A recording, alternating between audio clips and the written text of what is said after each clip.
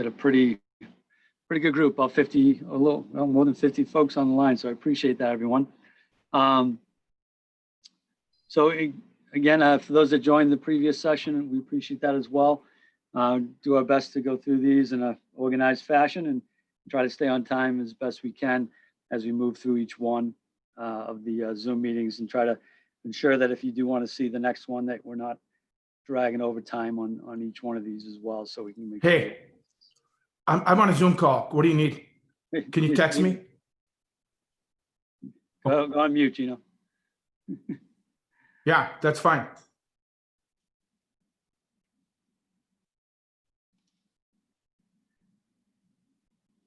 All right. So with that said, I've got a few folks on the line with us today. We've got Dan Jablonic from USA Hockey. Up in the, you'll see him there. Justin Lewandowski, a new AI board member, longtime hockey coach and player here in Illinois and elsewhere. So we appreciate Justin joining us. And then Gino Cavallini, another member of the AI board. We all know him mostly from Mission and certainly his playing days and his long history in the sport of hockey. So we appreciate the four of them joining on to the call. All right, let me all right. Let me get the share my screen, and we'll get started with this conversation today on the hockey directors. All right. So, okay, I think we're ready to go now. As I mentioned, it's myself. For those that don't know me, most of you probably do by now, Jim Clare, coach and chief here in Illinois. And Gino, Dan, and Justin have joined us as well to give us any input as we go forward. So we'd like to, there's a lot of folks, there's 55 folks on the call. So there is a Q&A button, and as well, if you want to, you know, and certainly at some point we might try to make everybody live and just kind of go for it. But it's sometimes we have that many folks, you know, everybody's talking over each other. So we do want to make it interactive. So utilize that Q&A screen. I can bring anybody forward that we need from a speaking standpoint, but and we do want to hear from you. There are going to be some questions in here we want to ask each of you to kind of give us some take on some things. So discussion topics today that we want to kind of look at, and some of this came from feedback from some folks out in the field, some of the things that we've seen in the coaching clinics, and just some general things that are going on in the world and around the hockey director role. Coaches, we have both hockey directors and coaches on the phone, and some club admins as well. And you know, we just had a rather lengthy conversation on the current situation, so we'll talk about that. Things like finding coaches, how to maintain focus on all the kids, not just the top teams, right? Being player-centered versus coach-centered, competition versus development model, parent expectations, preparedness, continuing education, and membership communication. And as those that were on the previous call just heard at the end of it from Katie Holmgren, how to increase that membership and make sure the folks are coming back to play are some of the things that we want to discuss. And Dan, if you want to just kind of kick off and just give everybody, introduce yourself a little bit, since you're probably the most, the one not from Illinois necessarily, but an important part of Illinois as our Adm Regional Manager. I want to give you a chance to say hi. Thanks, Jimmy. I appreciate it. Yeah, Dan Jablonic. I'm the Adm Regional Manager for Illinois and Central District, and you know, just appreciate the opportunity here to talk and kind of facilitate a discussion with you guys on the, you know, like with the discussion points Jimmy's talking about, you know, kind of our current situation, and then any questions that, you know, you guys are preparing for, you know, your season, some of the things you're going through right now. That, you know, my role within USA Hockey on the ADM staff is to really be a local resource, you know, for all the associations within Illinois, and, you know, help facilitate, you know, the age appropriate training that you are, you know, we're implementing the best practices for, you know, all the kids in your program. Doesn't matter if it's tier 1 or if it's starting out at the, you know, the rec experience as well. So I think that's something that within our ADM group, we're always trying to find the best appropriate way to, deliver that experience for the kids, be it exchanges that we're learning from, some of the other world leading organizations, be it Finland, Sweden, just to really make sure that we're up to date and we're teaching, today's game to the kids so they can be successful when they're playing it. So I'm excited for the discussion here today. And like Jim said, this is not, us, preaching to you of what we want to see. We really want to have a discussion and really share ideas, because I think that's where we see the biggest improvement across the country that way, when we're sharing ideas and have a discussion, that way that's going to benefit our players. So thanks, Jimmy. Yeah, no problem. I appreciate it, Dan. And just again, to reiterate the current situation, we are where we are in phase 4. We described that previously. So I want to just kind of reiterate, do the best you can with the guidelines you're given by your facility, your state, your ranks, and your associations as well. We keep the kids safe, and that's the most important part. Danny, if I'm going to ask you to talk a little bit about bullet number 3, and we've got 53 folks. I'm going to promote, just so everybody knows, I'm going to promote everybody to a panelist so we can see everybody, and that way we can raise some hands, we can ask some questions, be a little more interactive while Dan kind of talks a little bit about maintaining focus on kids, not just top teams, being player centered versus coach centered. You do that, Dan. I'll start promoting everybody.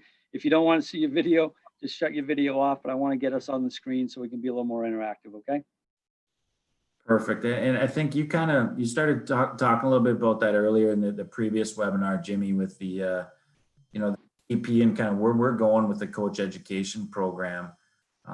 Really kind of look at, where our game is today and kind of break it down in the necessary skills need to be successful to play the game. And we're fortunate here on the panel to have Justin and Gino along with all the other hockey directors here. So hopefully I have a really good discussion to take a look at, what is today's game, and then, how do you go about in teaching that to onus back on, is it what we're teaching essentially from, starting at the earliest ages when those kids come into your rinks, be it learn to play, learn to skate, all the way through to hopefully the adult leagues, that they're really fostering that passion for the game to know, what are we doing, on a daily basis that, are the players developing, or are we actually making a little bit more about us, as coaches? And those are the kind of things that we're learning, within the coaching curriculum of, how to kind of foster those discussions and, implement that type of training when we're doing that with the kids. So when we're looking at, teaching these hockey players, it's not just block skills of, working on your stick handling or just lining up on the goal line and doing skating. We really want to see, players be successful, even at the earliest ages where it's, 6, 8U, that you're forced to make decisions. And we're creating those environments for those players where it's not just going around a set of tires or cones. It's actually, they have to problem solve. So later on, when they get up to those higher levels, you can put them into some more structured play that they're able to do those things because they have that skill set. So I think that really, is kind of the focus within our ADM group to share that information, to really get back. Is it athlete centered? What are we doing on the off ice component for these players?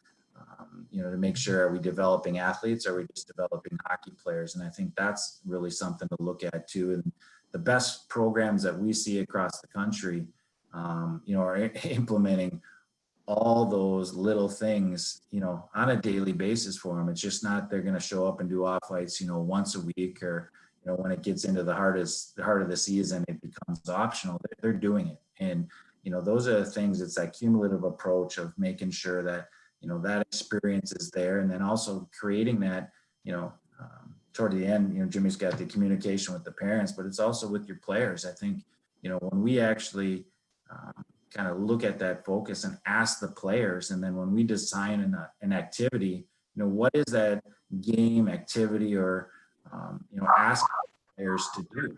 Is it representative what we want to do and the skill that we actually want to develop with our players.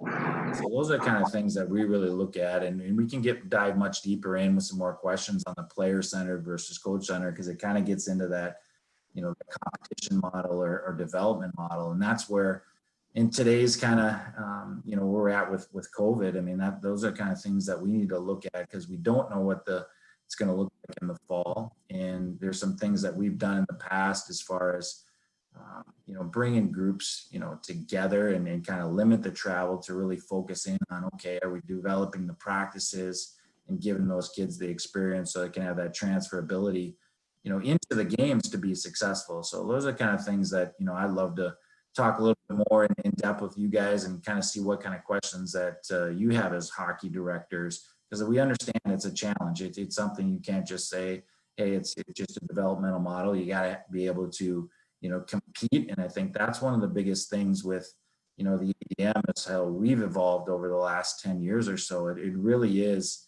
you know, a development pathway of high performance moving through at every age group. It's just not doing, you know, little components of 6U, 8U in the small sided games. It goes all the way through. And we're fortunate now to have, you know, a lot of the teams, even at the NHL level, are incorporating, be it John Hines and now Nashville or Blashill and Detroit. I mean, really utilizing the key components of the ADM and within their practices. So we're excited to kind of take it to the next level as we're evolving as well.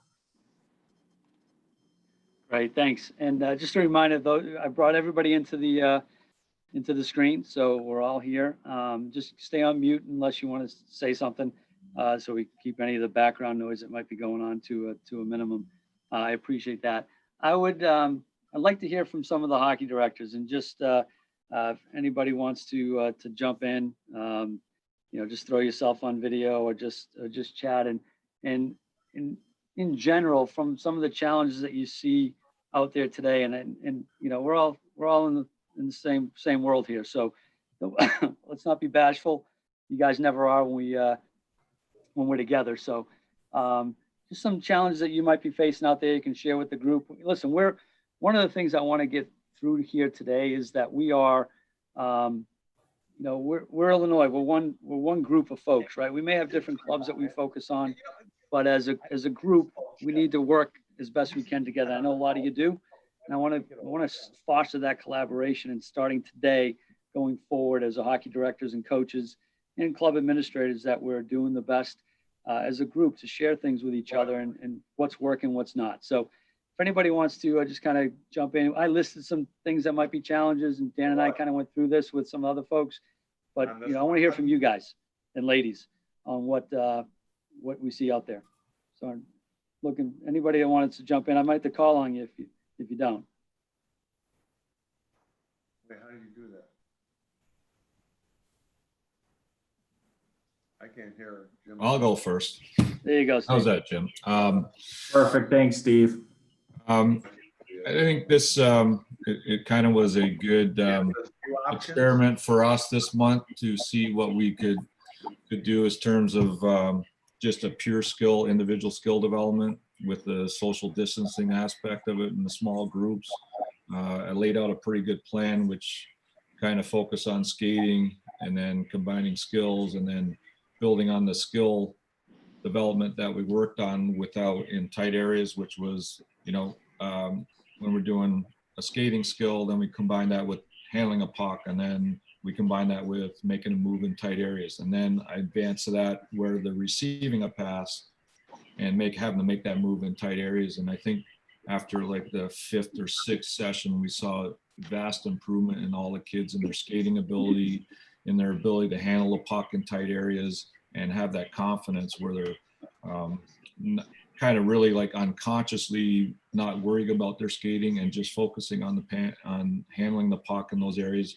And it created a situation where they just seemed to be a lot more calmer and confident and heads up and no panic in their game at that point. So it was a very good success this month, just going through June and doing those 7-8 sessions so far. So I'm kind of excited about the next month of being able to move forward with, you know, adding a little bit of hopefully limited contact and competition and compete stuff. So Sure. that's kind of what my program is kind of taking on this month and going into next month.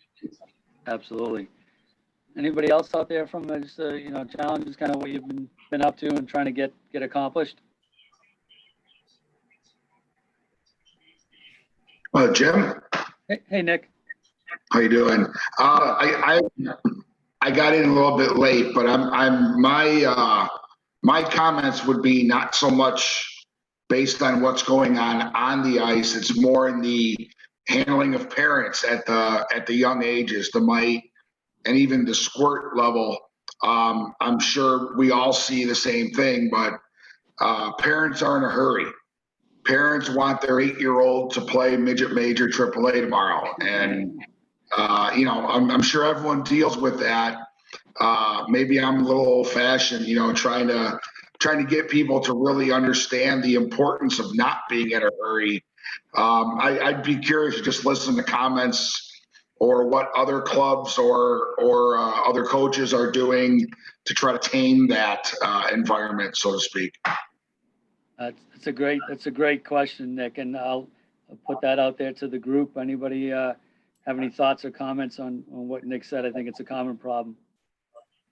Absolutely. I walk in with a big manila folder stacked with papers, and I say, don't worry, I got your NHL contracts right here. We'll talk to you when you're 18. So I think more it's just having the conversation and educating them where their kid's at and what they're thinking. And most cases, I always refer back to the modules and stuff like that. I think it would be a good idea if these parents could actually watch the module and be specific to the actual development of where the player is at and what they think and what they do. And once they understand that a mite can only do one task oriented for the most part, with the exception of probably your elite players, that they can probably do maybe one or maybe two tasks a little bit, which is skate and make a play, right? So Right. I think if there's something that we could do that could provide that to the parents, as far as those module, like, here, just watch this and understand what your kids, but they still like, I know my kid, I know what he can do. No, you don't. You don't understand what he's doing on the ice, right? They can't do what you think they can do as an adult, which has that brain development to be able to multitask in those things. So it's just educating on what those kids can actually do at that point in time and try and get that message to them. And that, Right. I think it's a great point. Just to be Sylvain and Frank, 1 second, just to keep, it's a great point. And I know, we're live on YouTube. We've got folks on here that have kids that play and parents that are listening in. So hopefully they're hearing what you're saying as you go through this and taking that to heart. But Sylvain, go ahead. You had a comment? Well, that's the hard part, right? Because we're in a generation of instant gratification. So as much as, like Nick was saying and Steve was saying, as much as we try to explain it to them, unless we tie them down and make them watch the video, and maybe that's something that all the organizations do. The problem is, if we don't all do it, the guy next to my left is going to go, hey, I got this right here. I got this stuff for your kid to make the NHL. Don't listen to that guy that's talking about development. Right. That's not what we need right now. You need to come on my team because my team's going to be 35-0 this year, and your kid's going to be on that team, and everybody's going to look at him. And so until all of us get together and all go to the same goal, it's really, really hard because we're fighting left and right with organizations both ways that have that mentality. Excellent point. It's a great point, Sylvain. Frank, I know you wanted to say something. I'm going to say we have that's one of the issues I was wanting to discuss. We don't have the issue of you guys, everybody jumping around, but everybody we got a lot of parents that never play hockey. They think their kids wants to move up. We moved up some kids this year and they were not mentally developed because they're kids and they want to be with their group, but the parents think, oh, we did the wrong thing. We didn't let them move up. But that's one thing I wanted to bring up. I think it's a very good thing here. Right. We get into the speed farming of the kids and get them moving a little bit too fast. Anybody else on any thoughts, Bob? Yeah, Jim, can I jump in on that? Sure. Oh, I'm sorry. Go ahead, Brendan. I'll get to you, Bob, in a second. Yeah, sorry, Brandon Lewandowski here. Kind of like Sylvain was just saying, I even have discussions with parents who they know when you talk about this, hey, don't rush it. You know, it doesn't always mean the right thing for your kid. They know, but they still feel like they got to keep up with everybody around them who are doing it. And I think that's the biggest one. So like Sylvain was talking about, I think we need to get to a place where we're all on the same page with this, because that's keeping up with the Joneses is really the battle we're all fighting. Absolutely. Bob, go ahead.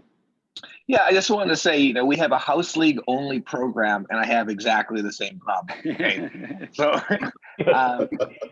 and really, the way that I deal with that is on the ice. I make sure that it's safety, then fun, and hockey after that. And you know what? At the end of the day, if any parent gets too crazy, I take them aside and explain just that to them.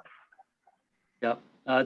That's a great point. I think it's irregardless of where you're at, what level you're coaching at, those I'll call them issues, but and it's like I always tell the coaches when we do our coaching clinics, and and I'm a parent of three boys that played hockey, right? I care about my kid, and you should care about his development, and we're going to talk about that in a second. But so we as a group, and for the parents that are listening on the call right now, is we do, these hockey directors that are talking care about the development of your child, and we're getting them to the next level, whatever that level is for that kid.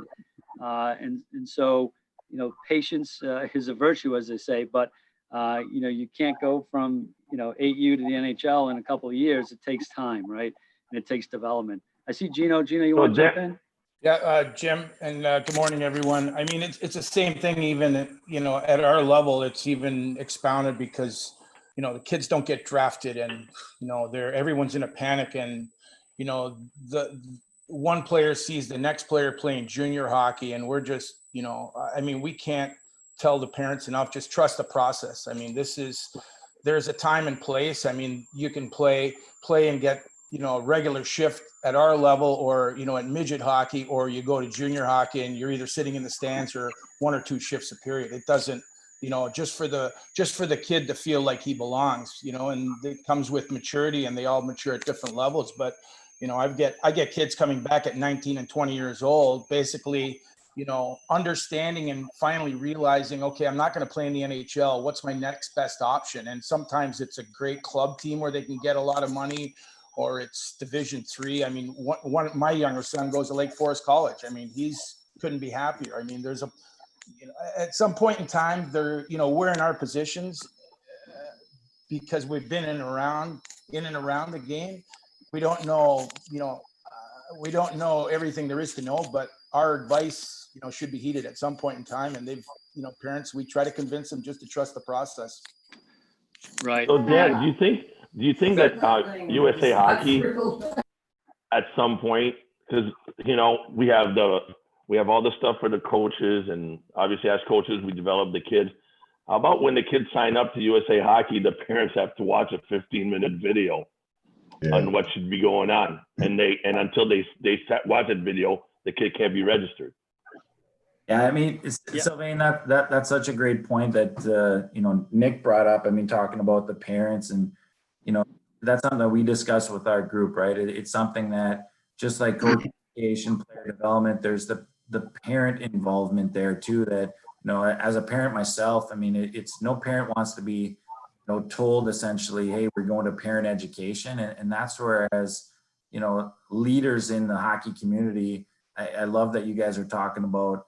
We have to figure this out together. We're all trying to, do the same goal and really develop these players. And I know it's not easy, and there's no, blanket coverage that can fix the entire problem. But a lot of these things that we look at, where we've seen some success across the country, is actually having leaders like yourself hold, now it's essentially Zoom calls, but it was, discussions on this, how they can work together and promote that same type of message within their region, and actually help, the developmental process. So it's clearly communicated. So when you come into programs, that essentially the little boy or little girl are, if they get disgruntled right away, they're not going to the next thing that's being promised over here. So I think the more that we can, work together as far as combining Illinois hockey and understand that there is that progression. Because right now, as Steve was talking about, I mean, it's a great time for us to really assess COVID to, what are we doing as a program? How do we actually develop skill within our program? How do we actually communicate with the parents? And when we look at that, there's no such thing as over communication with the parents. And I get it, it's not as easy because some of the behavior, you can't rationalize irrational behavior, but I think the more that we can communicate and also offer, utilize some of the resources that you have through USA Hockey. As far as our ADM staff, we come in and we work with the association. We might be preaching that same message that you guys are talking about, but at least it's coming from USA Hockey and the ADM staff. And we've done that and seen some great success to really kind of change that culture within the programs to put that focus on, hey, what are we doing on a daily basis in our practice versus, hey, did we go to this, this tournament and kind of rush the process? It slows the process a bit with the parents, and at least they get on the same page that way. So I think we can communicate together as a group, really pays dividends for the parents and ultimately the players. Jim, can I piggyback on that real quick? Yeah, go ahead, Justin. Just earlier when Dan was touching on the third bullet point, how to maintain a focus on all teams, all players, not just the top ones. Everybody seems to be having an issue, and it is a common one, that the parents get a little bit crazy, then they want to jump to another team, or they're unhappy where they are. I think the earlier you can be honest with them and give them real feedback and let them know that you do focus on all players and give them some honest feedback early, you can nip it in the bud a little bit. I hope these aren't controversial topics, but one point I want to make is if every player plays travel hockey, they think that they should be on the next best team. And then they think they should be on the next best team. If they're a house league player, they're a house league player. And the earlier they know that, it's not a problem. It's okay, right? It's okay for players to play house league inside of USA Hockey, right? But if they're playing on team 5, they automatically think they're playing on team 4. If they're playing on team 4, they want to be playing on team 3. Right? It's just one of those things. We don't need to give everybody the same title just so that they're happy, because then it becomes the problem with, okay, well, my kid's a little bit better than he really is. Right. And I think it also them actually having or trusting in their directors to be doing the right thing. Right. We talk about maintaining focus on all the teams. If you're, let's just call it 08 Squirt Major team, looks the exact same from a roster at Bantams, we did it wrong. Right? It shouldn't look the same. Players should know that they're getting an honest assessment every single year. They're getting, talked about by the coaches, by the organization, and they're actually moving up when they should be, because they should be. It's not going to be the same. No, I agree. And I think it comes down to communication and really this, having that interaction with your parents. And one thing that I always try to stress on teams that I coached or clubs that I was administrating is parent, open lines of communication, honesty with your parents, and honesty, and the parents that are listening in on the call today as well. You should demand that honesty from your organization as well. That, but and to Justin's point, it's if I had 3 boys that played, and my last son stopped playing at 13. He was done, and he played in the house league within the club for most of the time. His last season, he made the very last travel team, and that's great. And that's, but the kids on that team with him, it's okay to strive to be on the team above, right? That's, you want them to have that hunger to do better and learn and develop. So next year they can be on a higher team. So in fostering that within the organization is important. I think, and I just love what several of you said earlier around the concept of kind of working together and kind of getting together.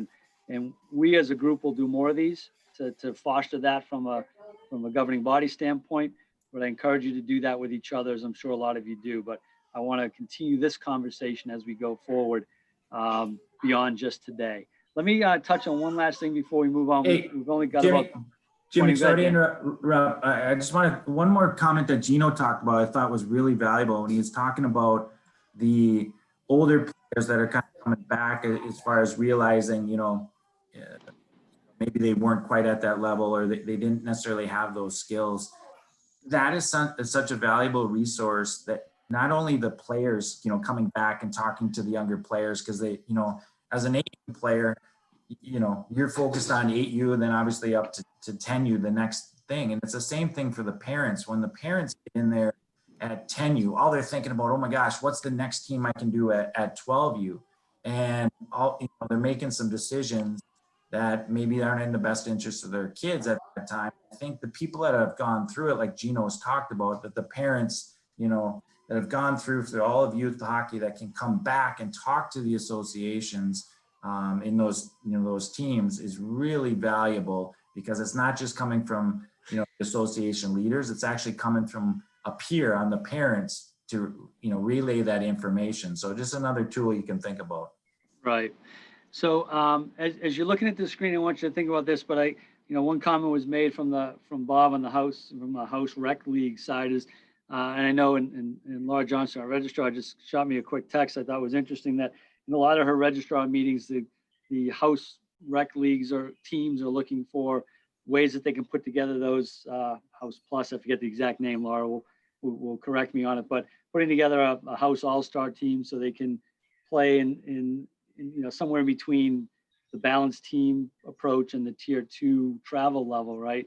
And so you know, they're wanting more, and which is good, right? You know, you want your kids to advance if they want to, but it's something that comes up a lot too. So keep that in mind. Looking for, you know, different competition even at the house level. We see that a lot, and we can have a conversation about that, I think, as well in some of our follow-on meetings. But it's, a lot of you have both tier 2 and tier 3 or house rec in your organizations. And so there's other ways to create that competition for those house league teams. On the screen, I've got a couple of things I want you to look at. In your mind, and you can just kind of throw these out. I'm going to type them in, or you can type them in the Q&A. But what makes a great youth, in this case, youth hockey, but youth sports experience? What do you feel makes a good experience for youth sports? Just give me some. Fun. Improvement. Development. Stop. Community. Role models.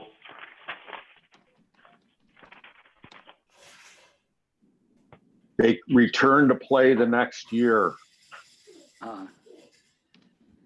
The love of the game. That's a good one. For life. Player retention. Hold on a sec. Parity. Parity. Okay. What else? Competition. ITY, Jim. Oh, gotcha. I like that parody better. Friendship. Like that. Yeah. Anybody else? Positive competition. What do you mean by that? It's a good one. Competing at the right level that gives you the chance to strive to be along that level. I mean, when you're not competing consistently against teams at your level, you're not feeling good about it.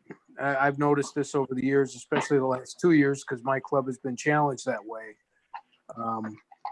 But when they are at a level of a team that they're, that's what the parity means, I guess. But when they're competing at a level, they strive to be better instead of, having such a challenge every time they get beat out by 8, 7, 6 goals or whatever it may be. They're down on it. When you have a competitive game, there's so much more camaraderie around the team and everything that goes with that. Okay. Good one. Yeah, if you're not speaking, just go on mute. I think it's a great list, and I think all of those things. I guess if you look at it from your perspective in your organization specifically, right? If that's what makes a great youth sports experience, are we delivering that in our organization, right? And, we're not going to be 100% on all of them. I get it. Right. But, are we doing those things to foster a good community, building role models? How's our retention look? Are we having fun, right? Somebody said it first, which I was happy to see, because to me, that's the most important thing, right? If they're not having fun, they're not going to want to play. They're going to go somewhere else, either to another club or to another sport or wherever. And the appropriate level of play, Dan probably loved to see that, right? Age appropriateness, that we're doing the right things at the right levels with these kids. Dan, anything you want to add on that youth sports experience? Yeah, I would actually just like to throw it out to the group a little bit of, what's their definition of fun essentially at, maybe 8U compared to what it is, for the older groups of 16 and 18U. So just talk a little bit about fun real quick, because I think that's an important component of obviously learning. To me, 8U fun is kids leaving the rink with a super smile, can't wait to come back and making friends. Yeah. One thing we forgot about having a great youth experience, I think it's getting the parents involved, because no matter how much the kid has fun, the parents pays the bill. And if the parent's not having fun, no matter how much fun the kid's having, the parent's going to make the decision in the end. Right. What about quality coaching as well? Something maybe to consider, right? Yep. That goes into that, But when we look at fun, I mean, you nailed it, Sylvain, talking about, I mean, it's, building that passion for those kids at the youngest ages. And, I've been around to some rinks here recently, and you ask kids, and obviously they give you some pretty valuable information right away. And you just ask them, hey, what do you miss about hockey? And number one is friendships.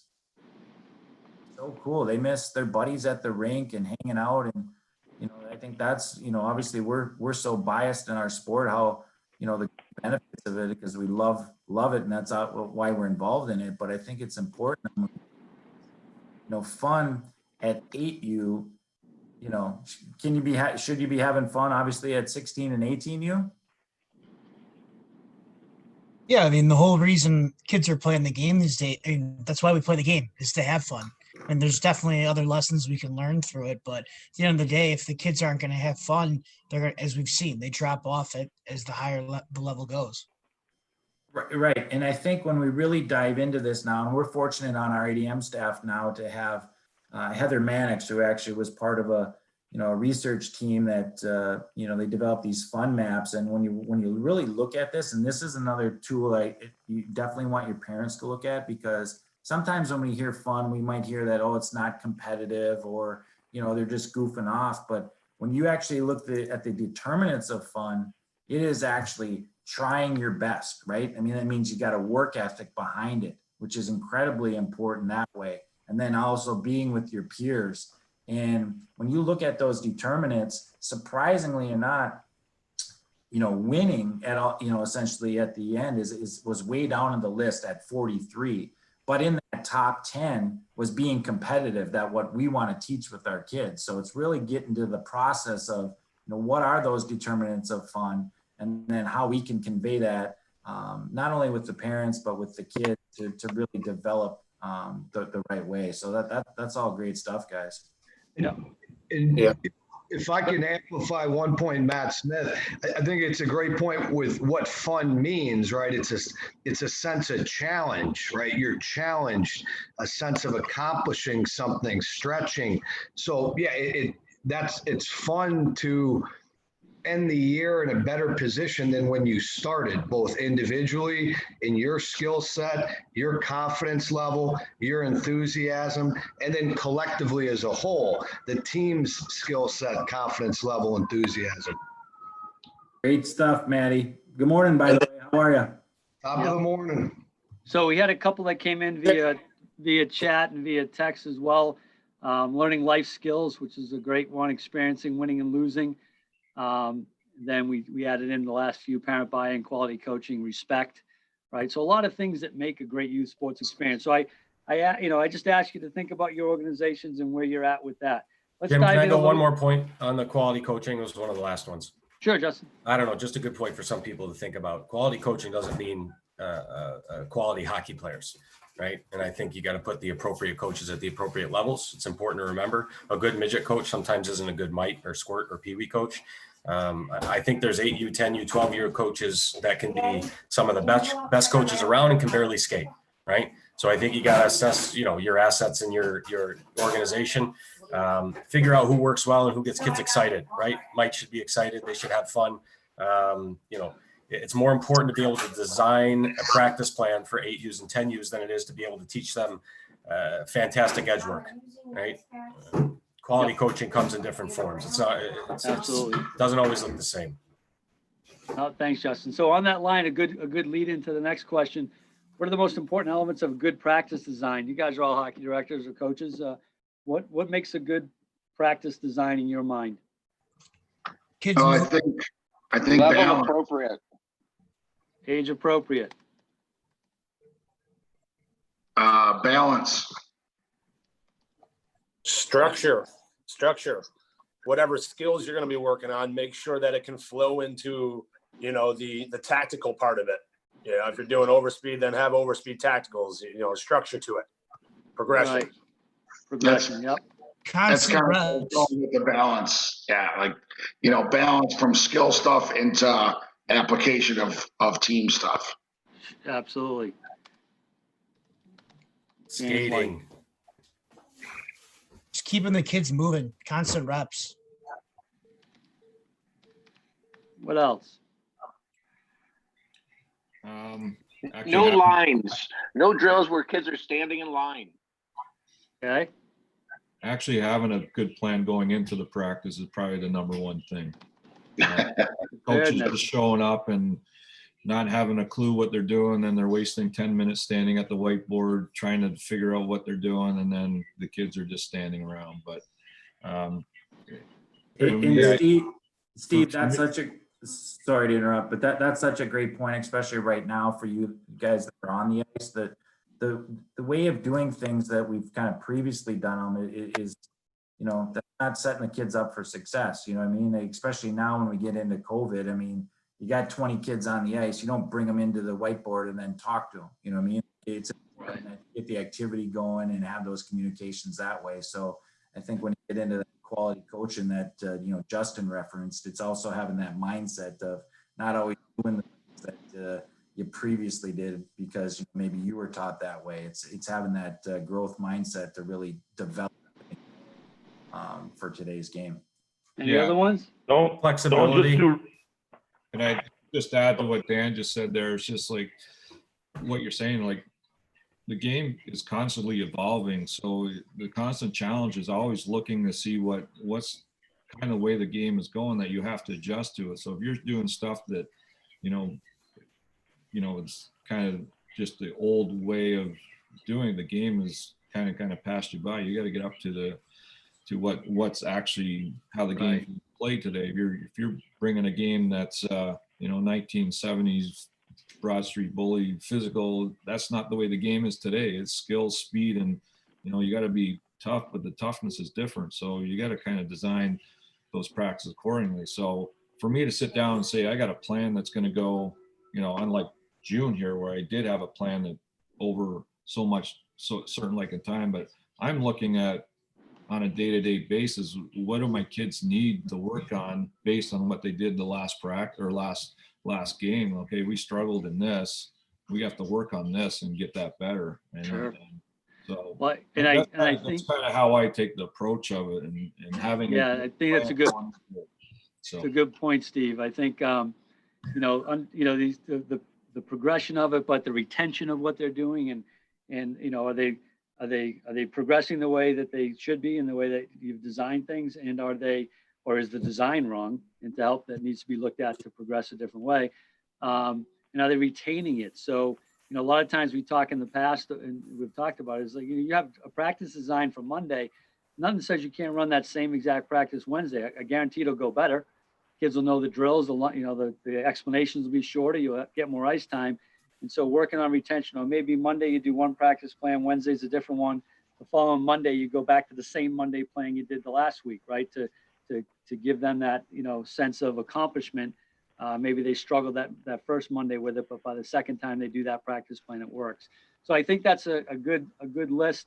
And let me just Hey, kind Jim, of give you I think taking the time to correct the kids. I see too many coaches that just go through the drills, whether the kid does it wrong 25 times. He's done it Absolutely. 25 times, though, a lot of reps.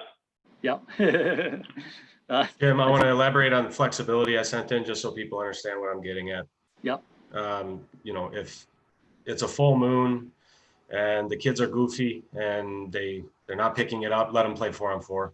You know, the best way to learn something is to do it. So it's never a bad thing to play the game. And if your lesson's not going well, some people fail and make a bad practice.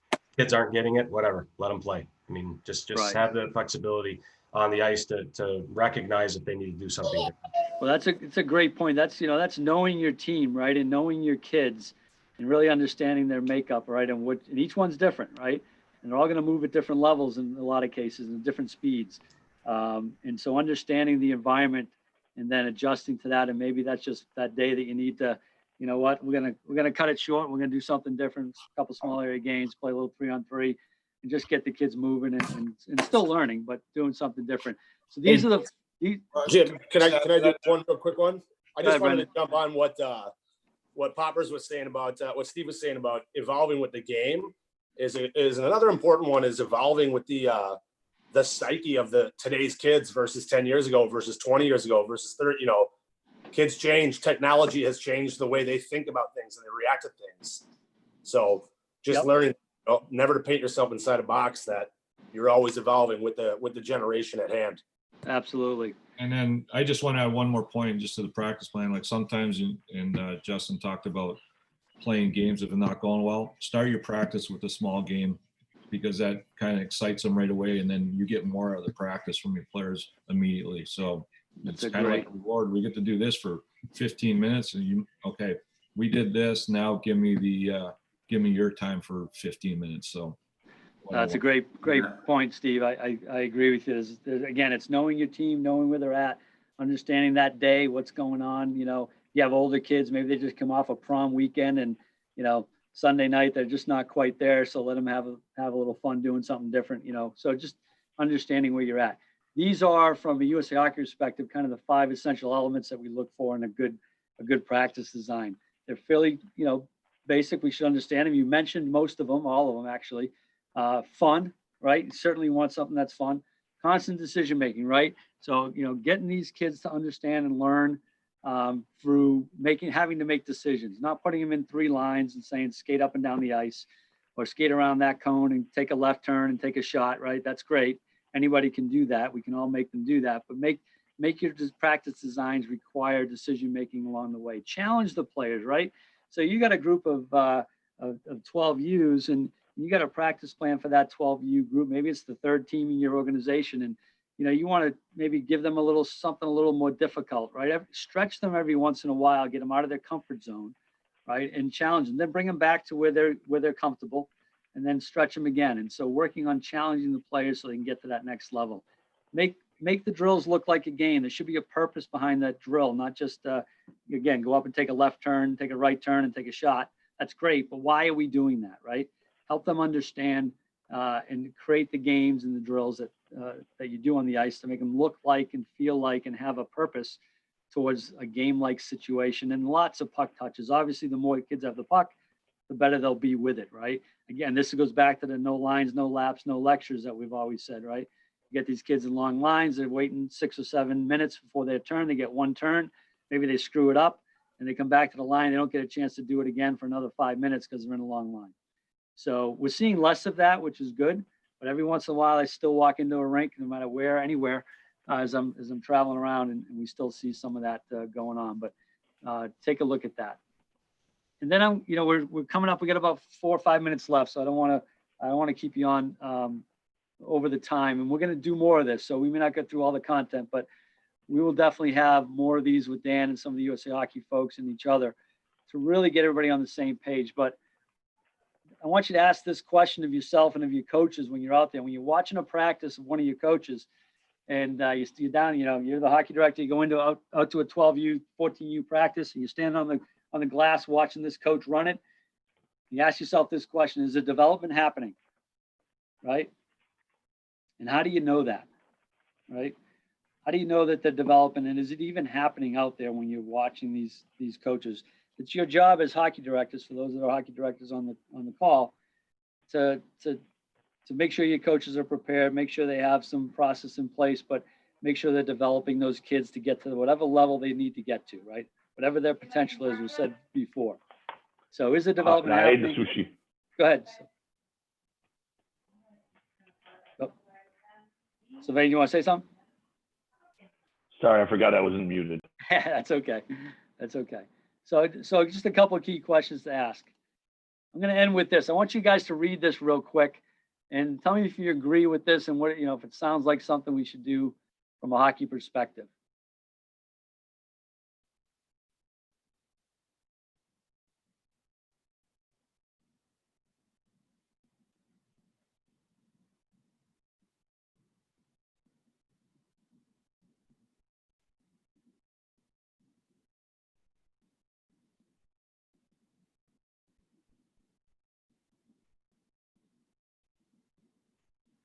Any thoughts? Do you agree with some of those comments? I mean, you don't agree with them all, but do you agree with that kind of process? This should be in every coach's room and around every rink. So when the coaches go out on the ice, they read that every time. Yeah. Anybody else?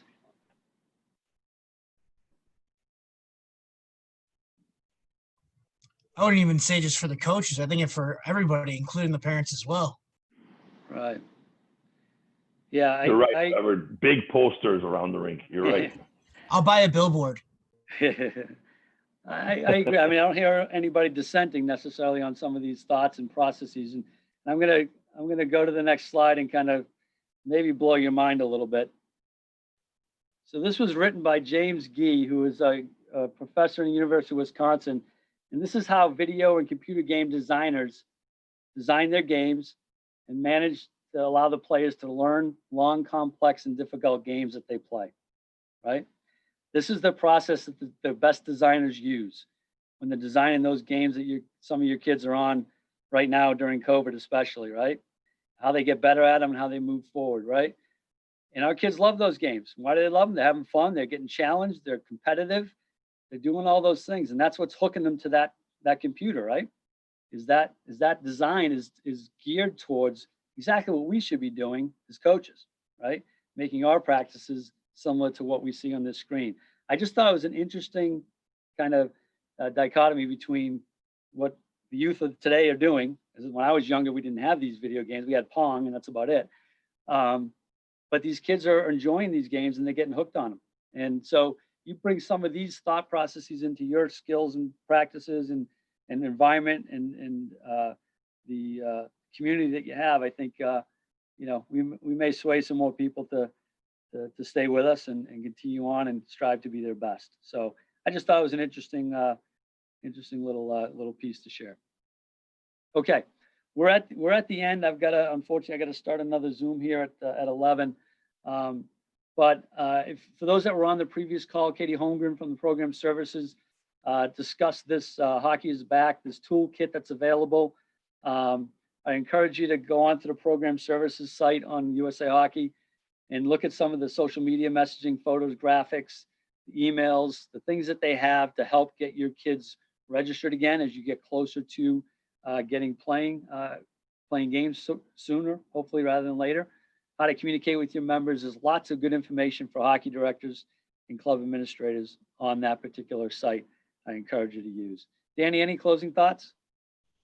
Yeah, you know what, Jimmy, this has been one of the better discussions that that we've had in our area here in Illinois. So I just want to thank you guys for contributing here. I know you're taking time out of your day, but also just kind of look at right now as we have some time to prepare for the season a little bit, and what is that motivation for the players to essentially kind of sign up for your program. And I think that's important, that definitely encouraged by the interaction here today, that we can actually work together, even though you're essentially competing, on the rink with you guys. You can have that collaboration and cooperation to really make sure, all our kids are getting a good experience that way. Because you guys brought in so many good points that we can kind of, funnel down to our coaches. And you talk about the small area games with, Steve's talking about that to start your practice. And I think that's important, that, we look at within those small area games, we're not just doing the game for the sake of the game. We're actually looking at, what is it asking of our players? And then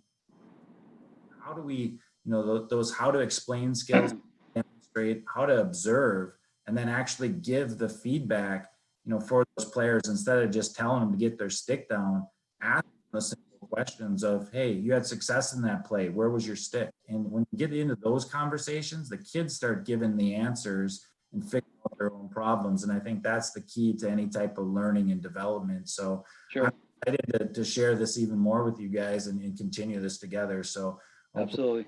these soon with some of our ADM staff as well. Gino, any thoughts real quick?